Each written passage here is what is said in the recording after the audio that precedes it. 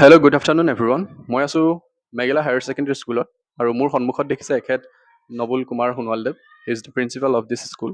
আৰু ছাৰলৈ মই প্ৰথমতে নমস্কাৰ জনাইছোঁ। উইথ ডিউ পাৰ্মিশ্যন মই ছাৰৰ ওচৰতে বহিছোঁ। ছাৰৰ সৈতে বিশেষকৈ আমি যে আহিবলগীয়া দিনত ষ্টুডেণ্টবিলাকৰ ভাল ভৱিষ্যত গঢ়িবলৈ হ'লে, একাডেমিক কেৰিয়াৰটো ভাল কৰিবলৈ হ'লে কেনেকুৱা ধৰণৰ সাৱধানতা হ'ব লাগিব আৰু এই ক্ষেত্ৰত পেৰেণ্টছে কেনেকুৱা ধৰণৰ সাৱধানতা অৱলম্বন কৰিব লাগিব, নতুন কুৱেশ্যনছ পেটাৰ্ণবিলাক কেনেকৈ আহিছে যাৰ কাৰণে ষ্টুডেণ্টছে অলপ কুৱেশ্যনটো বুজাৰ ক্ষেত্ৰত বা এনচাৰ কৰাৰ ক্ষেত্ৰত কেনেকুৱা ধৰণৰ পাজিল সৃষ্টি হয়, এই সম্পৰ্কে আমি অলপ কথা পাতিবলৈ চেষ্টা কৰিম। আৰু শেহতীয়াকৈ আমি এই স্কুলৰ ৰিজাল্টৰ সম্পৰ্কে আমি জানিবলৈ চেষ্টা কৰিম। গতিকে পোনপ্ৰথমে মই ছাৰলৈ নমস্কাৰ জনাইছোঁ। ছাৰ, আপুনি এইখন বিদ্যালয়ত কিমান চনৰ পৰা আপুনি প্ৰিন্সিপাল ৰূপে নিয়োজিত হৈ আছে?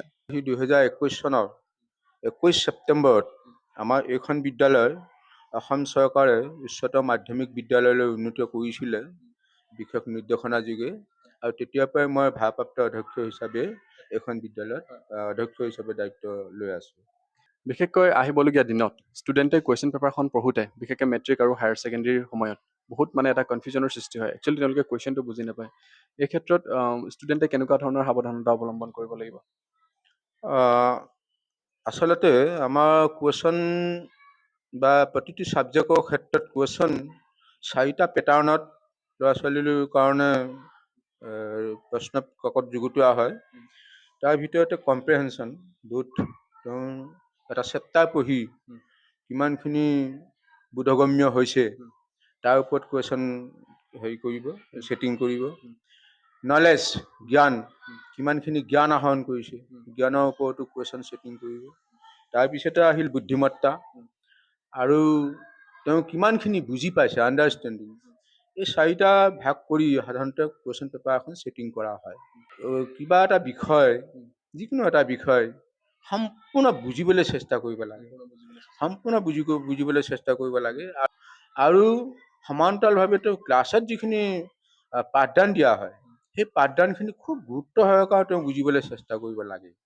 আৰু তেতিয়া ঘৰত গৈ তেওঁ পঢ়াৰ লগতে বহীখন উলিয়াই ল'ব লাগে, আৰু পঢ়াৰ লগতে প্ৰতিটো চেপ্টাৰৰ তাত কেনেকুৱা ধৰণৰ কুৱেশ্যন হ'ব পাৰে নিজেই এটা ধাৰণা কৰি প্ৰশ্নটো নিজেই লিখিব লাগে, উত্তৰটো নিজেই লিখিব লাগে।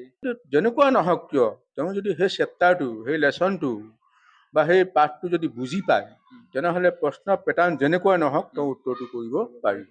ছাৰে এটা গুৰুত্বপূৰ্ণ কথা কৈছে। একচুৱেলি আগৰ নিচিনা কুৱেশ্যন পেটাৰ্ণবিলাক এতিয়া মেট্ৰিকত দেখা নাযায়। একচুৱেলি তাৰ মূল ভাৱৰ পৰা কুৱেশ্যনটো কটা হয়। ছাপ'জ ফৰ এক্সাম্পল আমি যদি ক্লাছ 10ৰ ইংলিছ বুকখনৰ কথা কওঁ, তাত যদি আমি আমাণ্ডা বুলি লেচনটো পঢ়োঁ, the tiger in the zoo, animals, এই কবিতাবিলাকৰ যিটো মূল ভাৱ থাকে, সেই মূল ভাৱটোৰ পৰা কুৱেশ্যনটো কটা গৈছে। ফেক্টছ বেচিছ বা তথ্য বেচিছত কুৱেশ্যনছবিলাক কটা নাই।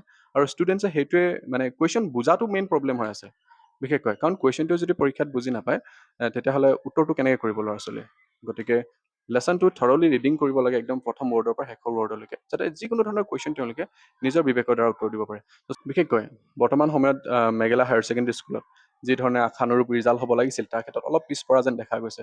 এইটো ক্ষেত্ৰত আপুনি কেনেধৰণে জগৰীয়া হ'ব আৰু কেনেকুৱা ধৰণৰ সাৱধানতা হ'ব লাগিব বুলি ভাবে? যিটো স্কুল কেম্পাছ মানে শিক্ষাৰ ক্ষেত্ৰত এই 4টা বিশেষকৈ স্তম্ভ আমি বিশেষ লক্ষ্য ৰাখিব লাগিব।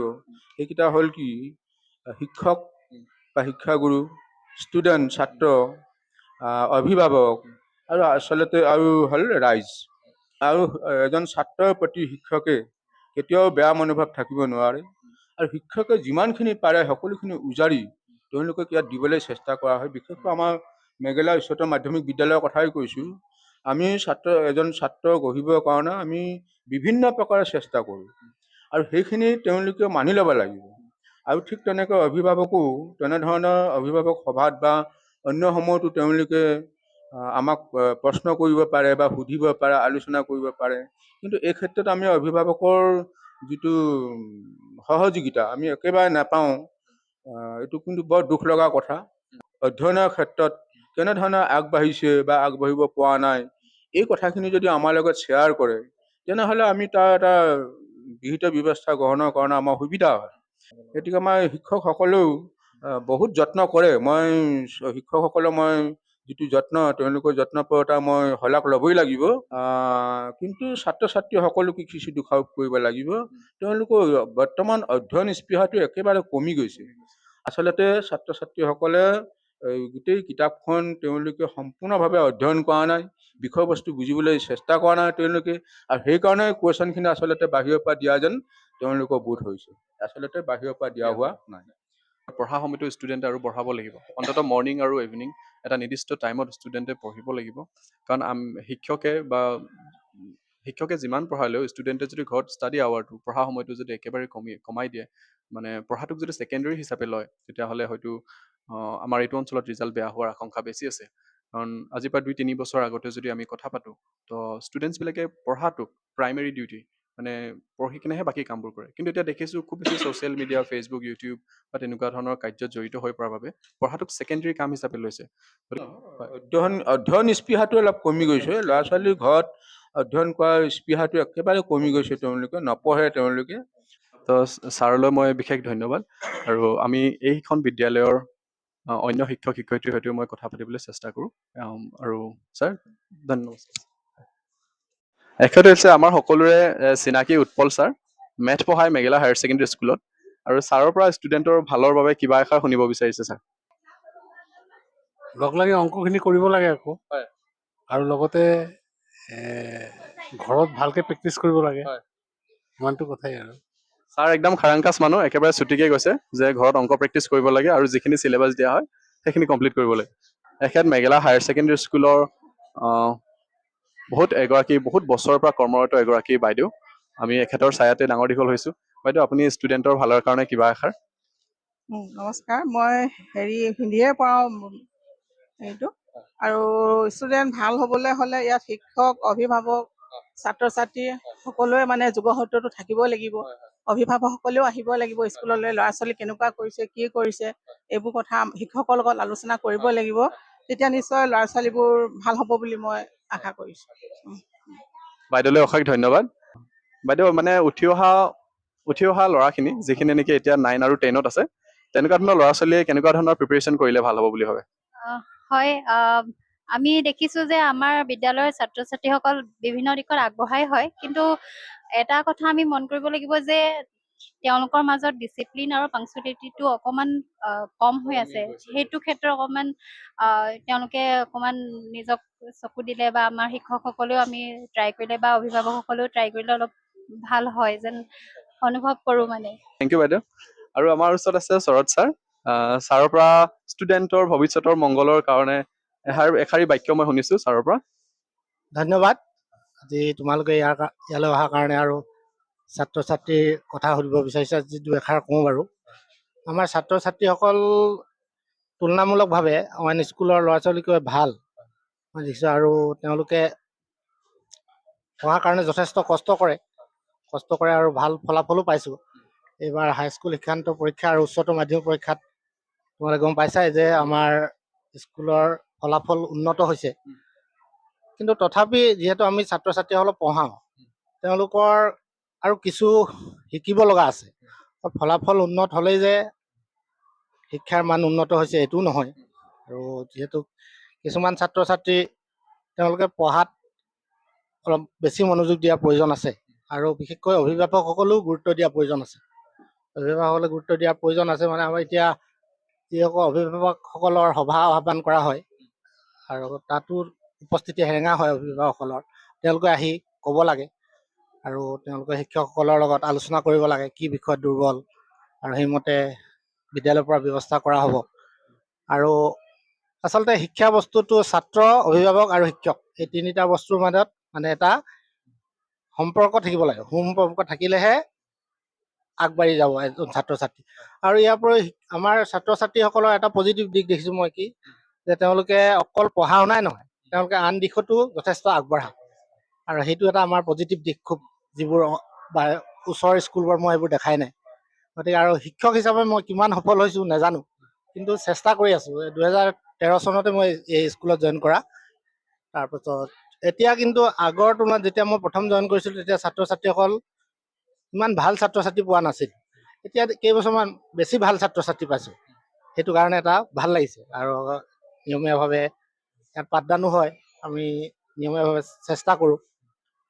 তো ভাবিছোঁ আৰু এই ক্ষেত্ৰত যাতে সকলোৰে সহযোগিতা আৰু এটা পজিটিভ যদি মাইণ্ডছেট লৈ আগবাঢ়ি আহে, গতিকে এইখিনিয়ে কথা আৰু ধন্যবাদ। ছাৰলৈ বহুত ধন্যবাদ। বহুত গুৰুত্বপূৰ্ণ ছাৰে কথা ক'লে কিছুমান যে যিকোনো লেচনৰ ভালকৈ বুজাটো খুব বেছি প্ৰয়োজন। আৰু আমাৰ ওচৰত আছে মেঘালয় হায়াৰ ছেকেণ্ডেৰী স্কুলৰ এজন ষ্ট্ৰিক্ট টিচাৰ, আৰু ছাৰৰ ওচৰলৈ আহিছোঁ আমি। ছাৰ নামৰ সৈতে আপুনি প্ৰথমতে চিনাকিটো দি দিয়ক ছাৰ। চবেই চিনি পায় বাৰু। নমস্কাৰ, মোৰ নাম শ্ৰী সুনীল মিশ্ৰ। আহ, আহ, ছাত্ৰ ছাত্ৰীৰ সম্পৰ্কে আপোনাৰ পৰা এষাৰি বাক্য শুনিব বিচাৰিছে।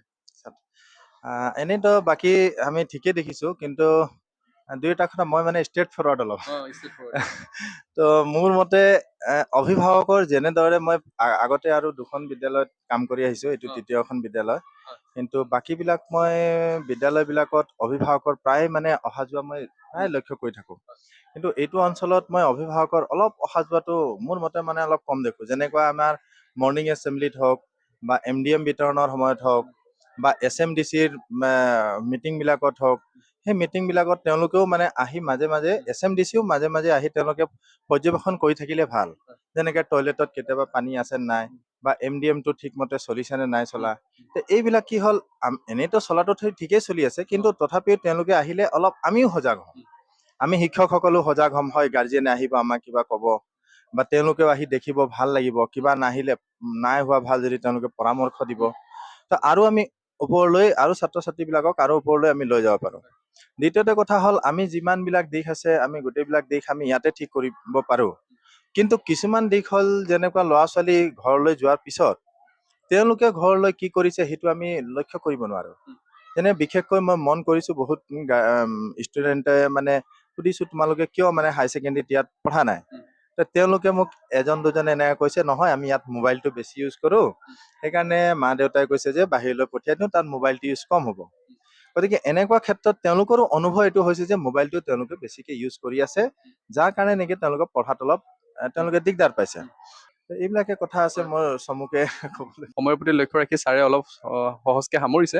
ছাৰলৈ বহুত ধন্যবাদ ছাৰ। এতিয়া ক্লাছৰুমৰ পৰা ওলাই আমি এতিয়া ফিল্ডত পালোহি। ফিল্ডখনৰ পৰিৱেশটো আপোনালোকে দেখিছে, আৰু ইয়াত আমি এইকাৰণে আহিছোঁ, মোৰ দাদা শিৱানন্দ সোণোৱাল, তেওঁ এইখন স্কুলতে শাৰীৰিক নিৰ্দেশক হিচাপে মানে খেলবিলাক তেখেতে ষ্টুডেণ্টক শিকায়, আৰু এইখন বিদ্যালয়তে তেওঁ নিয়োজিত হৈ আছে। গতিকে ছাৰৰ পৰা মানে দাদাৰ পৰা দুই এষাৰ কথা শুনো। ষ্টুডেণ্টৰ পঢ়াৰ লগতে ক্ৰীড়া দিশটো যে একদম ষ্টুডেণ্ট খেলিব লাগে, বা স্পৰ্টছৰ ক্ষেত্ৰত যে ষ্টুডেণ্ট আগবাঢ়ি যাব লাগে, এই ক্ষেত্ৰত দুই এষাৰ বাক্য আপোনাৰ পৰা। মানে আজিকালি প্ৰায় যদি আমি আমাৰ বৰ্তমানৰ প্ৰেক্ষাপটত দেখা পোৱা যায় যে প্ৰায় অভিভাৱক হ'ল, ষ্টুডেণ্ট হ'ল, প্ৰায়বিলাকে অকল পঢ়াৰ লগতে বিশেষকৈ মানে গুৰুত্বপূৰ্ণ দি থাকে। কিন্তু তেখেতলোকে মানে জ্ঞাত নহয় যে খেলৰ মাধ্যমেৰে যে আমাৰ কেনেদৰে আমাৰ মানসিক বিকাশ হয়, বা আমাৰ যিবিলাক স্বাস্থ্যৰ লগতে সকলোবোৰ মানে সামাজিক হওক, আমাৰ যিবিলাক হওক মানসিক হওক, প্ৰত্যেকবোৰ মানে আমাৰ গোটেই যিকেইটা ডাইমেনশ্যন আছে, ফিজিকেল ডাইমেনশ্যন বুলি কয়, আপোনাৰ mental dimension, social dimension, emotional dimension, গোটেইবিলাক মানে ডেভেলপমেণ্ট হয়। তো সেইকাৰণে আমি মানে এতিয়া এই বৰ্তমান মই মেঘালয় স্কুলত আছোঁ, তো মেঘালয় স্কুলত এটাই বিচাৰোঁ যে প্ৰায় ল'ৰা ছোৱালীক অকণমান মানে এক্টিভ কৰিব বিচাৰোঁ। হয়, মানে এক্টিভ লাইফষ্টাইল এটা দিব বিচাৰোঁ। আজিকালি প্ৰায় দেখিছে প্ৰায়বোৰ ষ্টুডেণ্টেই মোবাইল ফোনত ব্যস্ত, প্ৰায়বিলাকেই মানে আজি য'তেই যায় আপুনি ৰাস্তাত যাওঁতেও দেখিব, বজাৰতো দেখিব, বিদ্যালয় কিছুমান কলেজতো দেখিব, মোবাইলত ব্যস্ত হৈ থাকে। তো এই খেলৰ মাধ্যমেৰে জাষ্ট এটা মানে এটা এক্টিভ লাইফষ্টাইল দিব বিচাৰিছোঁ। গতিকে এইটো আমি সকলোৱে এপ্ৰিচিয়েট কৰাটো উচিত, আমাক লাগে, আৰু আমাৰ শাৰীৰিক নিৰ্দেশক গেমৰ ক্ষেত্ৰত আমাক এনকাৰেজ কৰা মানুহ লাগে। দাদাকো বহুত বহুত ধন্যবাদ। আপোনালোকে দেখিছে, চিনিও পায় বাৰু। ধন্যবাদ আপোনালোকে আজি আমাৰ বিদ্যালয় অহাৰ বাবে। থেংক ইউ ভেৰি মাছ দাদা।